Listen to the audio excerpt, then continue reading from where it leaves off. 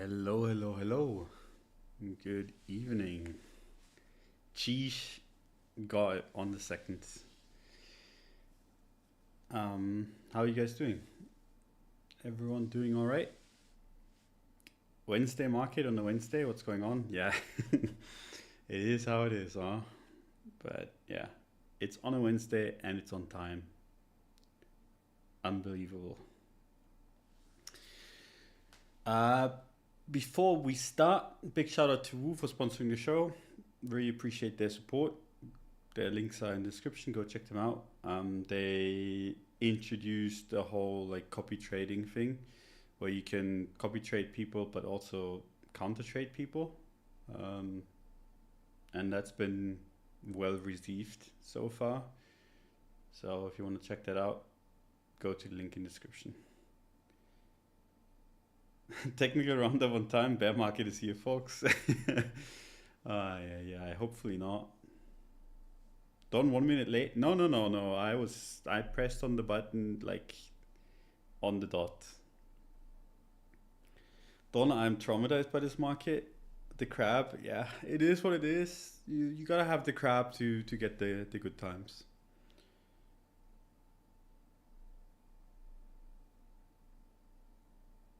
Last week you mentioned when invalidated you don't exit immediately but look for a way to get out. Can you show us how you manage your trades when invalidated, please? I mean, I can give you a good example on the low time frames here. So let's say, and I mean this doesn't reflect my positioning or anything, but let's say I was bullish on like this, just generally on this daily structure, and my invalidation would have been this. Um, I wouldn't have closed necessarily. Sometimes I do, but not necessarily on the close down here. Would have kind of looked for the bearish retest, which we're kind of getting right now, to get out instead. It just always depends on where the market is trading and how it's trading, right? Like sometimes you just have to get out the moment you invalidate it, and sometimes you can wait for like a little bit better opportunity. Now I think just generally this is like the low time frames don't necessarily reflect the higher time frames right now, so you shouldn't have to be too worried. But we'll talk about all of that stuff. But it all depends on where we are in the market, basically. And I know that's not the best answer, but it's just kind of how it goes. Like sometimes you have to get out fast, and sometimes sometimes you can edge a few percent in your favor, even though you've been invalidated before, right? Like let's say the market like nukes and you see a massive leverage wipe that goes through your invalidation, right? Like in illiquid kind of market move. I mean, if you sell there, you're basically getting liquidated along with everyone else, right? But when it then starts moving back up to fill that gap, basically that the liquidation's cost, then you have a little bit of a better exit. But the risk is obviously that it just keeps going, right? And that happens sometimes. So, gotta pick your spots, pick your battles. Don't exited all markets. Oh yeah, that was a good one from 2017. I don't even know if people remember where that actually comes from. At least in the crypto context.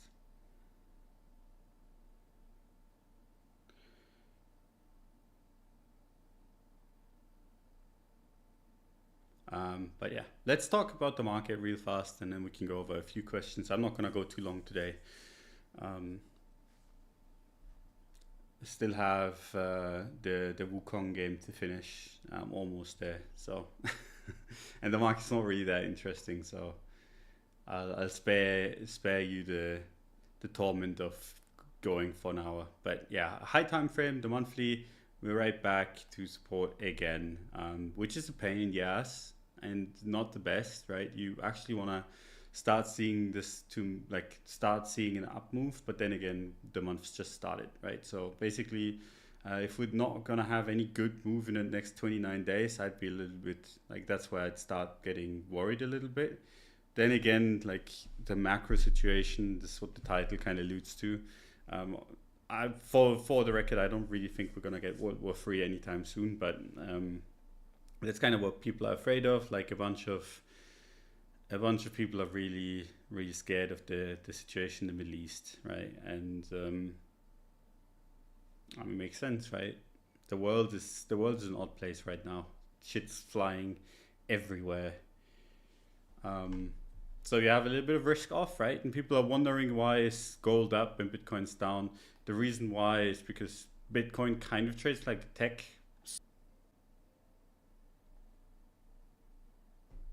But yeah, I should be back, but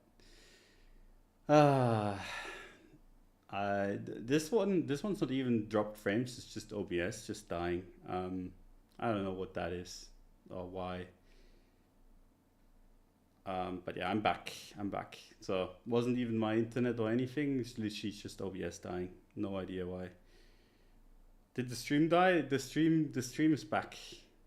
It did die. OBS died for whatever reason.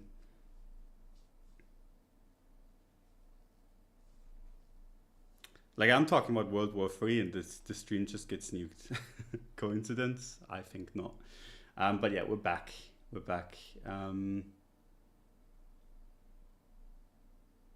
Don't believe the lies. This is credit for voice manipulator. But yeah, monthly time frame still good, but does have to move in the next 4 weeks, I think. If it kind of hangs out here more, I mean, starts turning from a bullish picture to a neutral one, and then the lower time frames get more into focus again. The weekly time frames are like honestly not that bad. It's not great. We had a breakout last week that got immediately kind of retraced. It ended up in an area of support, right? So this is gonna be interesting how the rest of the week goes. If it goes poorly and we close below this,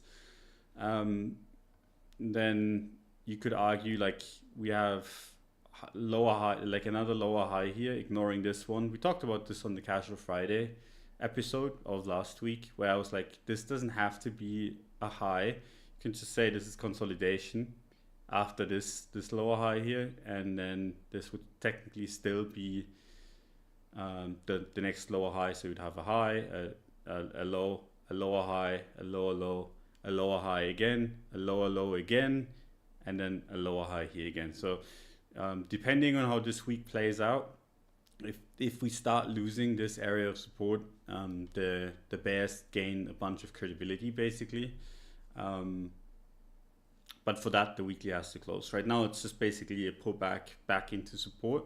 And it's actually kind of crazy how people are losing their minds over this, right? Like barely moved. Like you can, on the weekly time frame, this is not really that big of a move. But for some reason, like everyone's screaming and shouting and fighting on Twitter, which is surprising to me.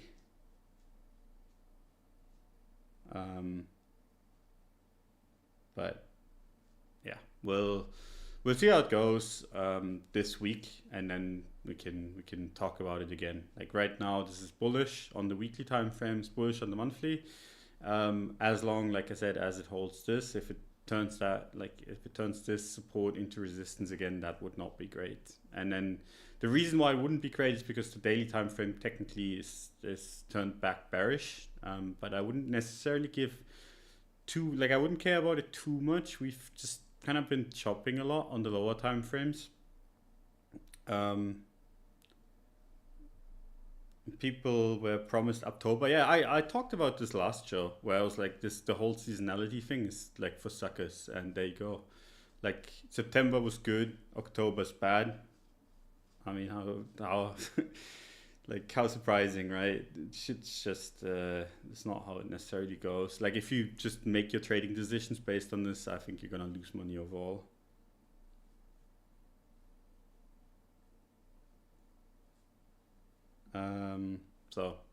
But the daily is technically bearish now. But I just tend to ignore it, and that's been doing me quite well, right? Because technically it turned quite bearish here. Was a fake breakdown,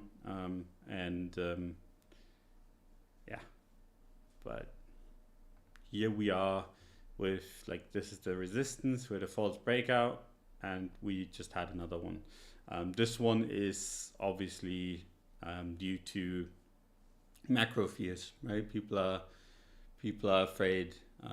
The S&P had a down day. Bitcoin's had 2 or 3, and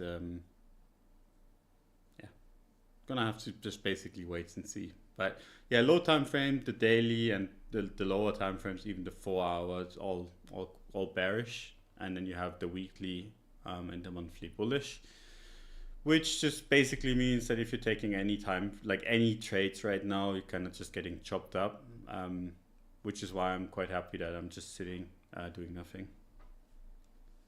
And but yeah, I could see this because I have a little bit of a Bitcoin position and a little bit of an ETH position, and I'm like down in ETH, and roughly what I'm down in ETH, I'm up on Bitcoin, so roughly break even right now. Could see that I have to close that with a little bit of a loss if this continues, but nothing too drastic. But yeah, we'll see. I'm gonna wait for the weekly to conclude. Sweep under 60k to scare the hose. I mean, I don't like it. Like, I don't like that it came back. The only reason why I'm giving it even a little bit of room, like originally I would have sold this already, like my positions. The reason why I'm giving it a little bit more room is because this is just macro fears rather than crypto. And macro has kind of been unstoppable. So like that's one of the main reasons why I'm just giving it a little bit more space. But if that was not the case, like if this, because one thing that I do hate is when you have like a breakout of a range that turns out false, and then you come back up again. Like very, very rarely you get like a false breakout twice. And in this case we did. And usually when you do, like, this just fucking craters, right? Oh well. And we're back. The stream gets liquidated as everyone else gets liquidated. Just entered and got rugged. Nice. Welcome to crypto. We just want the crypto experience on the stream as well. Mic volume very low compared to other channels. Yeah, we get that a lot.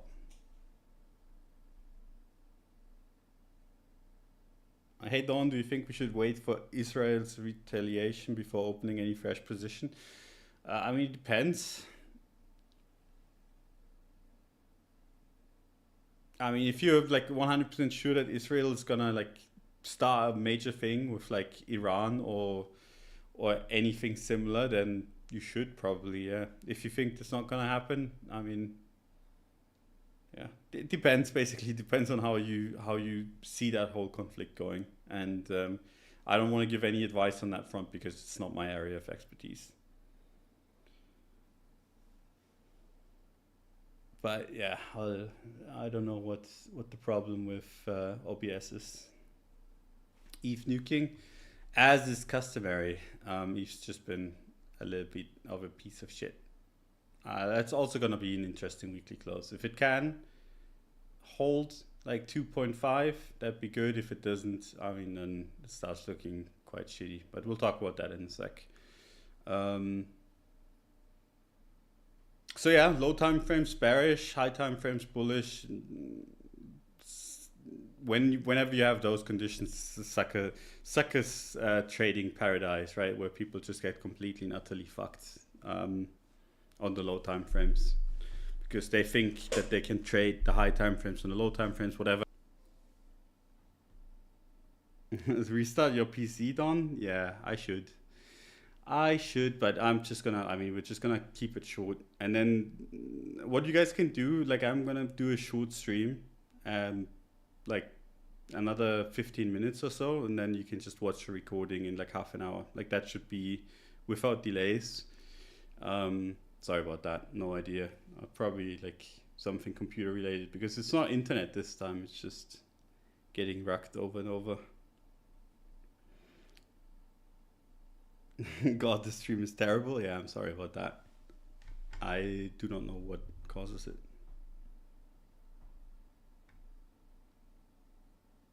As soon as he talks about the Middle East, this stream is gone. Maybe that's it. Just stay up or down. It's enough, then we can end the stream sideways, probably. Not up, not down, but we'll see about that. But yeah, so Bitcoin kind of like I said, divided between low time frames being shit and high time frames being quite okay. ETH just kind of been sucking. Still okay on the monthly. Starting to look shitty on the weekly time frame. Like that needs to recover. If it doesn't, that's just a bad look. So we have another 4 or 5 days left to go for ETH to turn around here.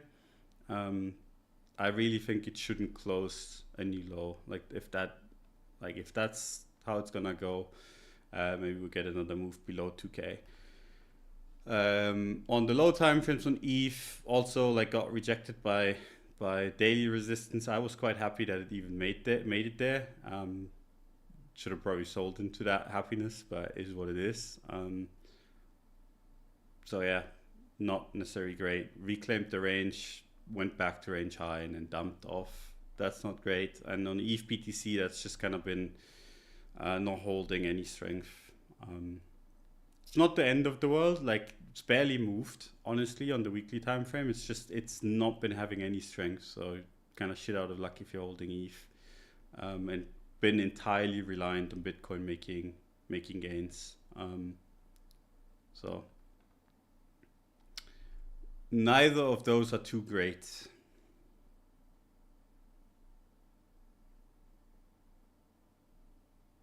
Pray for Gainsey. Yeah, Gainsey always manages to be in Israel the moment anything bad goes on for whatever reason.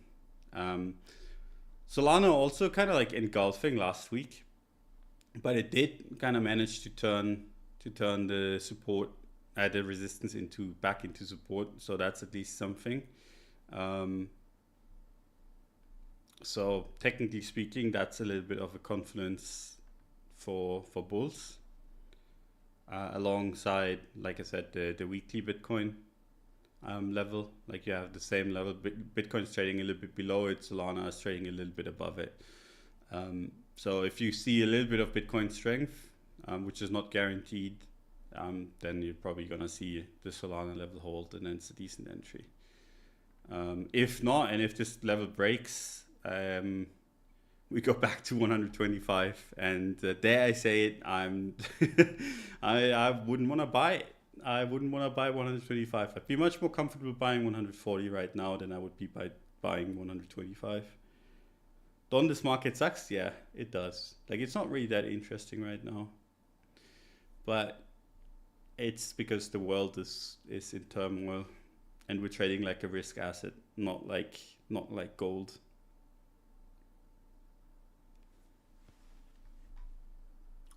So yeah, Solana kind of struggling alongside all the other altcoins, but Solana is at least holding structure, right? Like when you compare this weekly chart, where like Solana has been going sideways for almost a year now, which is quite funny. Like against Bitcoin, it's almost been a year where it's been going sideways.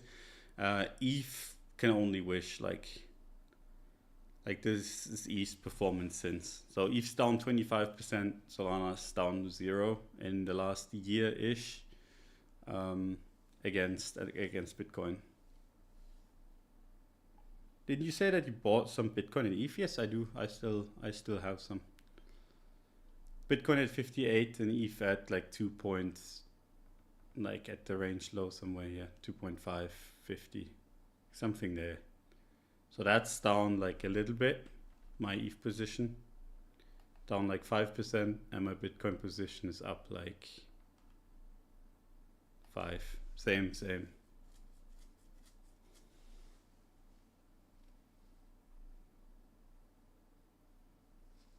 What do you think of DeFi, Renaissance, Uni and Aave? I mean, I like the narrative. I've been shilling Aave for a while. Chart obviously still quite rough, but even on the monthly time frame, that's turned around quite nicely. So Aave not looking too bad in my opinion. Like that's a good monthly support, and then you have weekly support in the area too. And on the USD pair, you had this, we talked about this while it was happening, like this descending triangle breakout, fucked around for a while and now up, and you have like a decent support in this area. So Aave is not too bad. If the market doesn't shit itself completely, like I'm not hating on this too much. The amount of people that got wrecked the last 7 months or sideways is nuts, which makes me think the bull's around the corner. It's actually quite, yeah, I agree that a lot of people got wrecked. I'm not entirely sure if that's good, like an indication of the bull being around the corner or not. But like, look, like technically speaking, we're trading at where we were trading 200 days ago. And I think for most people, their balance is much lower. So yeah, I do agree. Like it's kind of been wild. It's just been very, very choppy.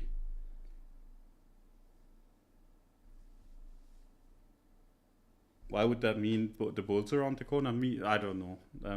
In crypto, I mean, I do kind of like, I understand where he's coming from. Basically in crypto, whenever the market turns really shit, the next bull run is around the corner, just based like historically speaking, right?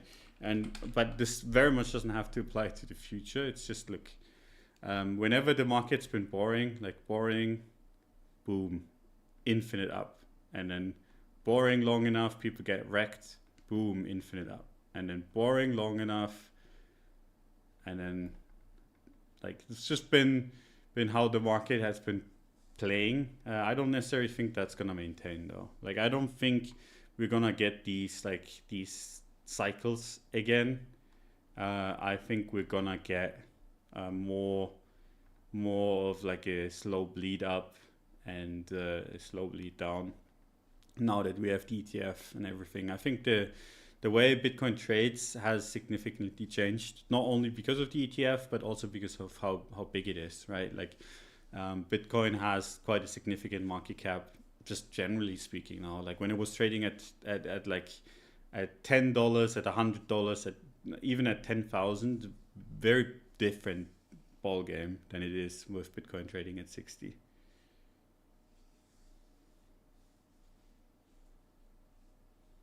The market is shit when XRP got an ETF request and didn't move. I mean, we have ETF applications for ETFs on pretty much every coin now. So I wouldn't necessarily say that is like a good reason to go up. But yeah, XRP is one of the ones that I'm watching as an altcoin that I find interesting. I don't have a position though. I think that if we get a retail mania again, XRP is going to be interesting now that they kind of won their case against the SEC. I think that's going to be an interesting one, but that can only happen in the retail mania, and we haven't been having any of that lately. So basically, I think the only people dumb enough to buy XRP is people that are not in crypto for long enough. I mean, there's a handful of people that have been in crypto that just love XRP for whatever reason. But I think the XRP appeal, just on a face to face, like you look at it and you hear like cryptos from banks, whatever, like that is very appealing to people that are not in crypto, right? Just basically sounds like it's the best of all worlds. Whereas people in crypto kind of know the history of XRP and how shitty that's been, not only price action wise, but just generally with the founders of XRP just fucking over infinite amount of people. Meme coins are lowering IQs. I mean, yeah, but IQs have always been very low in the space. Like at least since 2020-ish, like since COVID, IQ's been very, very low. But even before, like I can tell you that, like when I went full-time crypto, when I started doing this as my job, in 2017, 16, 17, even then people were really fucking stupid. Like when I was looking, like when I first got properly into crypto in 2014, people were quite smart, generally speaking. I was the dumbest one. at least from what I remember, like everyone was much smarter than me. And then 2017, I was like, everyone is a fucking retard, and that's not that's not changed at all. Hey Don, congrats on your twins. Do you still think that the cycle's over? I'm not getting, like, we're not getting twins. It's just we're getting the second baby. We already have one. 80k or 40k first? I think 80k first. If you ask like 50 or 80, I'd struggle more. But then obviously, like, if you said 50 or 80 first, it's because like 80k, like 50k is quite close, right? Just from like a percentage term. Like 50k is like 16% ish, and then 80k would be like 30 to 40%.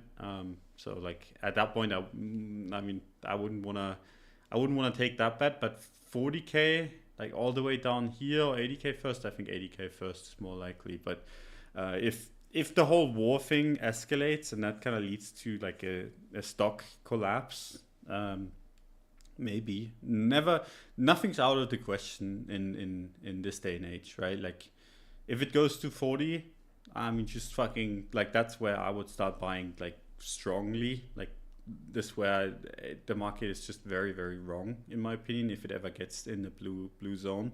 But I don't necessarily think that's too likely. But yeah, so I think 80 more likely than 40. But if it gets to 40, if I can buy the shit out of it.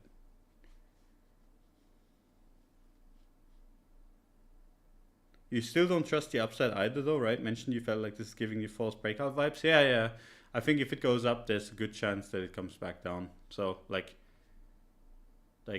let's say this holds, right? And the war fear is kind of calmed down, and it starts going up. I think there's a good chance it would do something like this and then just come back down.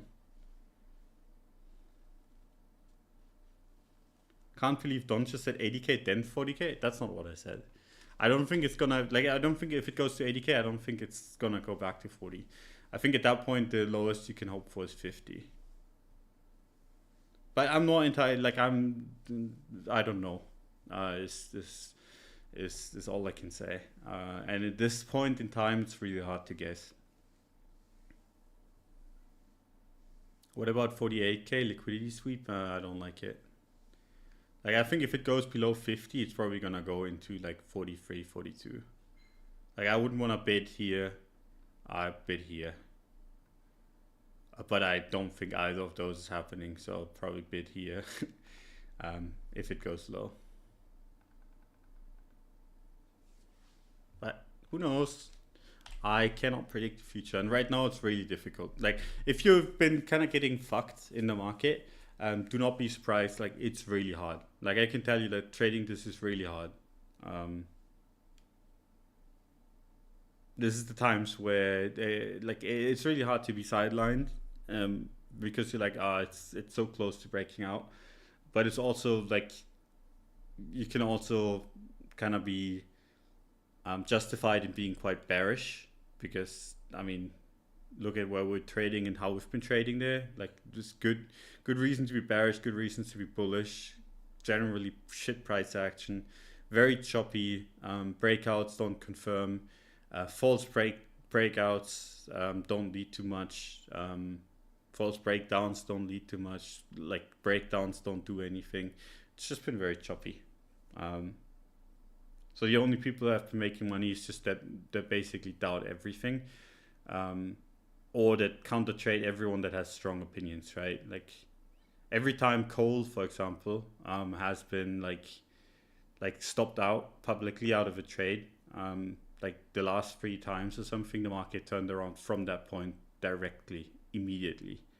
And he's been one of the few very, very like vocal ones about where he thinks it's gonna go, right? And it's been the Pico, like, he was bearish 3 times, and like his stop was the Pico top 3 times, if I remember correctly. And it's not necessarily because like he's a bad trader or anything. It's just because the market trades like that right now. Basically, anyone that is certain of anything gets stopped out, and then that's where, like, the moment it confirms to be bullish, it's bearish, and the other, like, vice versa.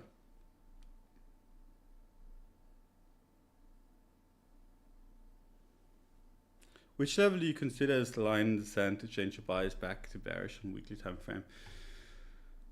I mean, if we lose this, if we start losing this, I'll probably just close my positions and watch where the market goes, and then maybe reopen above it for like the trade from 70 to 80, maybe to 90. Like I would get that leg. But if we start losing this on the weekly time frame, there's a good chance that I would want to close.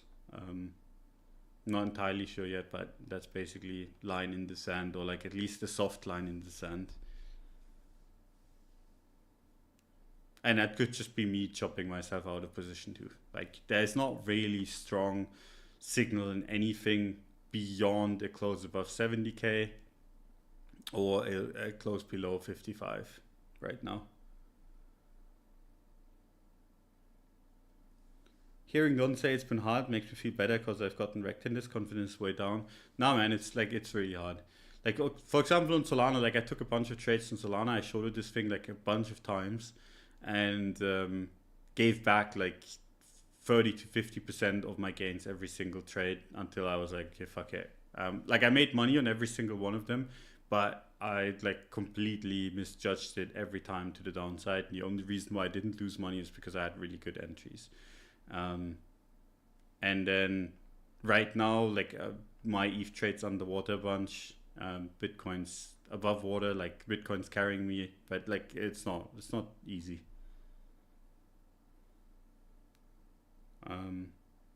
So yeah. Basically right now, like you've heard me talk about this before, like a good trader's P&L looks like this.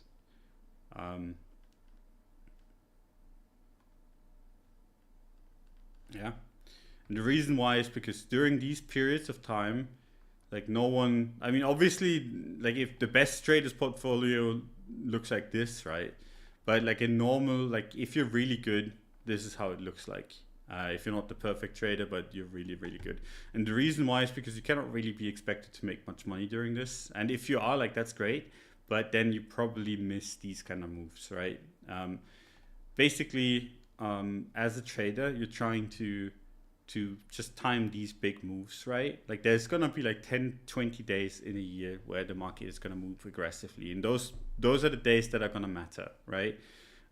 Those are the ones that you want to be in position for. Everything else is just basically you trying to position yourself for a move like this, right? Like these kind of candles, those are the ones that you want to take advantage of.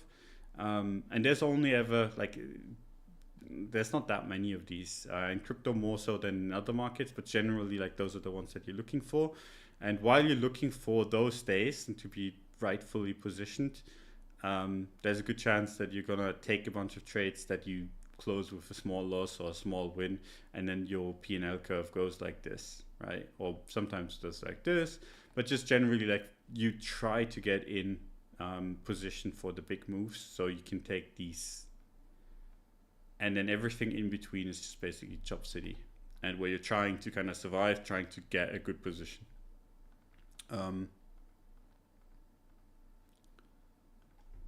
So you shouldn't be too worried about it. Now, obviously, if your P&L curve looks like this while the market is chopping like that, you're doing something wrong.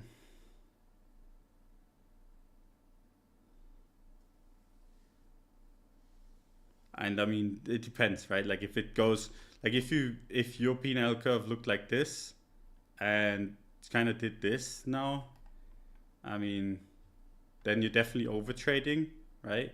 But also, I mean, I can kind of understand. Like I said, the market's been kind of shit. This is never good though. This shows you that you're completely spiraling. Like you're increasing risk as your P&L goes down, all that kind of shit. That's never good. This also means that you're taking infinite risks, right? Like these kind of charts, you don't necessarily want to, I mean, this, you're gonna be happy about it, but then you need to change something. Because something that I see a lot when people go like have these P&L curves, right, is that they're just over levered and oftentimes it does something like this, and then it does the market cycle chart. So when you're lucky in a lucky position where your P&L just went completely vertical, you're gonna have to change your risk parameters relatively soonish. Just joined. What's Bitcoin summary, Don? Low time frame shit. The high time frame still good, which means you're probably gonna lose all your money trading chop. So yeah, Solana is still okay. The meme coins are the ones that have been moving the best. Pepe was strong. It's kind of retracing a little bit now, and it's actually starting to fall below a level that I didn't want to see lost. But like as long as it's in between here, this is where you'd expect it to turn around. If it doesn't, if it starts falling below here again, actually starts looking quite bad really fast. With been quite strong. We talked about this last week when we were trading here, where I was like, I'm not hating on it that much anymore. It's a little bit of a worse position than it was when we were trading at 1.7 last week, because technically we are kind of made it to an area of interest, the lower high kind of area, and apparently bears found more tokens around that at around that high. So like that's a little bit more worrisome than before, because basically you got so close that you had a really, really good short entry, like stop loss above here, entry somewhere down here, and then like the bears just have a little bit of ammo. That said, it's still so much better than it was a couple of months ago, right? So still not hating on the memes too much. They're the ones that have been showing strength. You kind of like, if you want to be bullish these, and if you have been, right, like if you've been riding this from like 1.5 or 1.7 or 1.8 or whatever, I think the moment it makes a new high, you kind of validated. As long as it hasn't, you need to look at it a little bit from a risky standpoint, and there's a good chance, or like a somewhat decent chance, that you're going to round trip your gains. So it depends kind of what you're looking for, right? Like if it's just a short trade, could kind of look at a decent exit somewhere around here, and then re-enter if we make a new high, and if not. But if you're a big believer, you obviously wouldn't want to do that, because then you have a worse entry. So you'd just be like, fuck it, and hold. I think if you got like a decent entry at 1.7 when we last talked about it, could probably round trip that, honestly. Like I think the promise is decent enough, but it all depends on Bitcoin, right? Like that's kind of the shitty point in the market, where like Bitcoin depends on the macro situation, everything else in crypto depends on Bitcoin. So you're kind of shit out of luck if you're trying to navigate it without having any idea about macro, unless you're looking for relative strength, right? And that's kind of like basically looking for pockets of outperformance, and that's been the memes, at least in the last week or two. So you still think that the cycle's over, like you said in May at 65K or not? So like I still think we're really close to the cycle high. So basically what I currently think is that there's a good chance we make a high like into the 80s and then fall back down and then just kind of be bearish for a while. But that would technically like not align with what I said back then. So I think like I don't know is the answer. Like I'm not as, like I was very strongly convinced of it when we were trading like at 67, 68, like earlier in this range basically, that the cycle high was in. Now I think there's a chance that we break the highs, go sideways for a little bit, dump. I think that's more likely than the cycle high being in. But I mean, I don't know. It's the answer. I'm not bearish right now, like not super bearish. I'm cautious. I think anything in any direction, honestly, in any direction, like you move down and we dump into 40K, I think that's like, we're not gonna go lower, we're gonna go higher again. We break out, I think we're gonna go low. So you kind of like any major breakout you get, either it be to the downside or to the upside, I think is a fade. But yeah, right now I'm a little bit on the fence.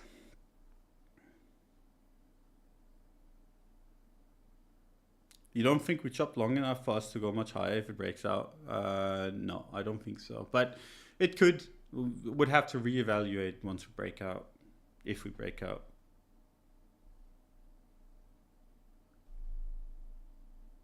Do you think higher or lower until end of year? I think higher is more likely, but it's pretty close. The only reason why I have a position right now is because I'm like, if I'm not gonna have a position right now, I'm never gonna have a position if it goes higher. It's the only reason why I have a position.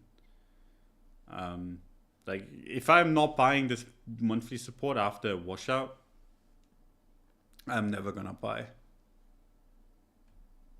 Like then I'm not gonna buy 70, I'm not gonna buy 80, I'm not gonna buy anything. And then like if this the promised bull run, we go to 90, 100, 120, I'm gonna be coping on the sidelines, right? So this is the only reason, because I'm not the biggest fan of how this is trading, but I know that if I'm not gonna take action here, I'm never gonna do it. I know myself well enough for that, so that's why I'm like, here you go. And then I also know that like if this dumps, I want to buy big, so my position is not like too big, not even big, I would say. Just because I'm like, if it actually dumps, I want to be able to buy massive in the 40 to 44 region, and then I would make it big. But I basically know that if I'm not gonna buy here, if it goes up, I'm never gonna buy. And I know that if it goes lower, there's a good chance, like let's say this breaks down and goes lower, I'm like almost 100% convinced that I would either get sell 50, so I would buy a shitload more here and then sell 50 and still turn it around decent. So if it goes lower, I have a trade. If it goes higher and I don't take it now, I would not have a trade. Therefore, I take the trade right now, even though the setup is not the best. What's your opinion on why this cycle has been so shitty? I think the cycle has been exceptional, to be honest. Like we made it all the way above 60k, even though FTX imploded, even though like Luna crashed, even though we had a bunch of like old narratives come up, even though Germany sold a bunch of coins, even though a lot of things happened, we're still trading at 60k. So I mean, I think the cycle has been excellent. It's been painful to trade, but I mean, look at this. Like it's really hard to argue that it's been anything but good. Like that's straight up. Like it's only up on Bitcoin. Now, obviously, if you're talking about the altcoins, then yeah, those have been shit for a large part.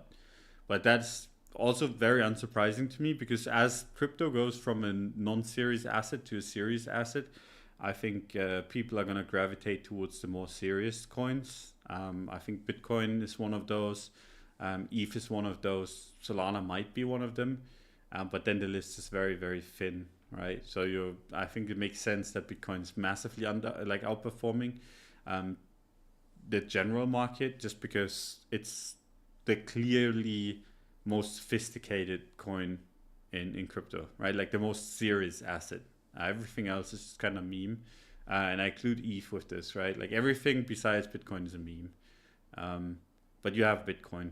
And then if you want to have some exposure as someone that actually gives a fuck about where they put their money, like not like people like us where we're just like, oh yeah, a dog is up, let me just put my entire net worth into it.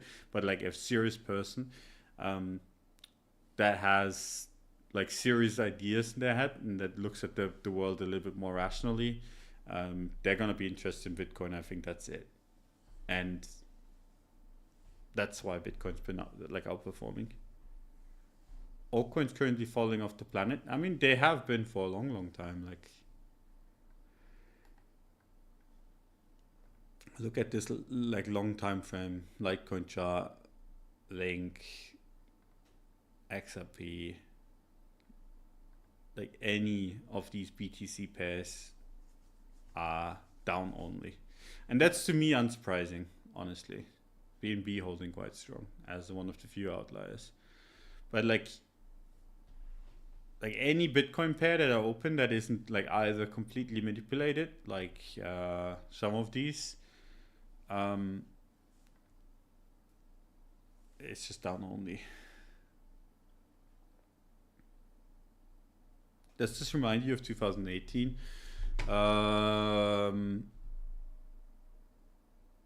Somewhat, yeah. It's just at 2018, I was 100% certain that we're gonna get another rally that would take us like 10x higher. Now, I'm not so certain.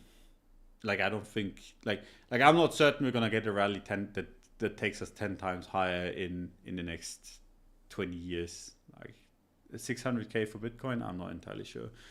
Back then, like when we were trading at 6-7k, I was like, it's like 50k Bitcoin. I mean, could see that, wouldn't be too far-fetched. But now at like 60 towards like 500, not entirely sure if I'm buying that anytime soon.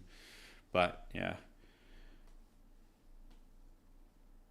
Thoughts on the dollar index, lower or higher over the next 1 to 3 years? I mean, we talked about this last stream actually, I think. Look at that. 3 months. So the euro looks quite good against the dollar generally, but it's at resistance. But that's resistance been tested before. And the dollar index is at support, but that support's been tested before. So I think most likely we're gonna like see the dollar index like struggle, maybe do this and then struggle for a while and then maybe go back up. But I think like just generally looking at this, the most likely scenario just over the last 50 years just sideways. So you should always expect sideways.